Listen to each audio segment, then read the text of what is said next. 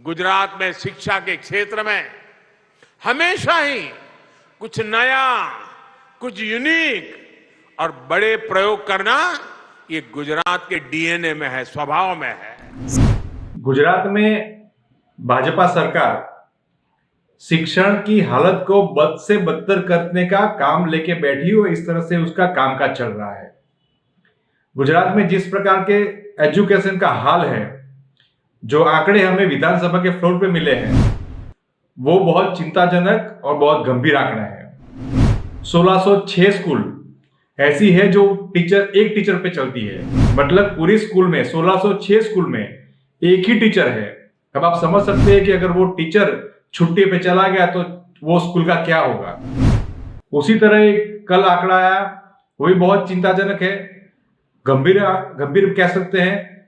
341 यानी 341 स्कूलें ऐसी हैं जो एक ही कमरे में चलती है।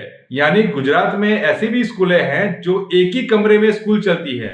यानी उसी कमरे में स्टैंडर्ड 1 का बच्चा पढ़ेगा, स्टैंडर्ड 2 का बच्चा पढ़ेगा, वो एक ही रूम में बैठ के पढ़ेंगे। वैसी 341 स्कूल्स हैं। इसके साथ साथ गुजरात में 19,000 से ज्यादा टीचरों की घट है।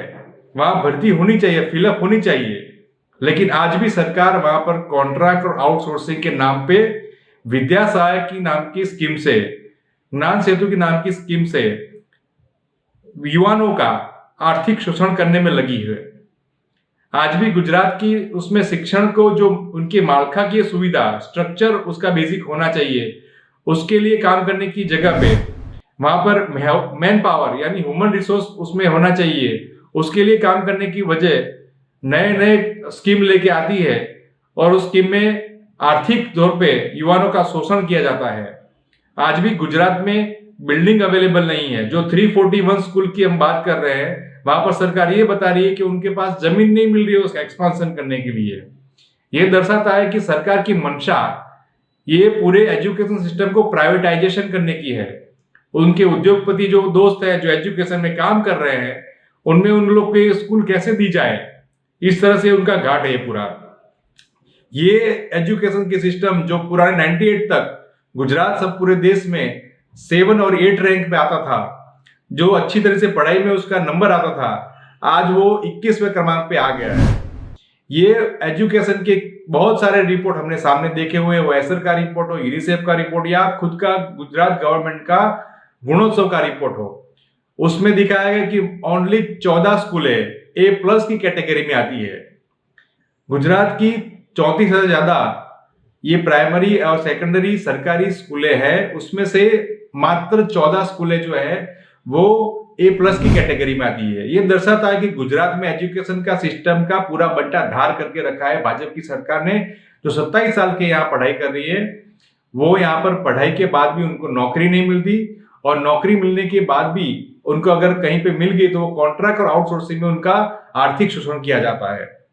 यह जो विधानसभा के तौर पे जो आंकड़े आए हैं, वो शिक्षण जगत के लिए बहुत चिंताजनक है, वो भयजनक है। 1606 स्कूल एक ही टीचर से चलती है। 341 स्कूलें हैं जो एक कमरे में चल रही है। 14,000 से ज्यादा कमरों की घट है।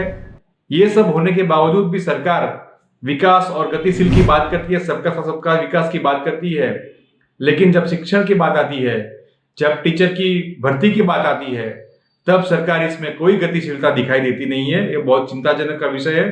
कांग्रेस पक्ष मांग करता है कि शिक्षकों की परमानेंट वैकेंसी भरी जाए, कोई कॉन्ट्रैक्ट आउटसोर्सिंग में नहीं, उनको कायमी वहां पर किया जाए, और उसी अगर उसमें भर्ती होगी तो ही जाके शिक्षण का कुछ अच्छा कामगिरी रहेगा और वापिस से गुजरात जो अव्वल नंबर पे आता था वैसा कुछ हो पाएगा।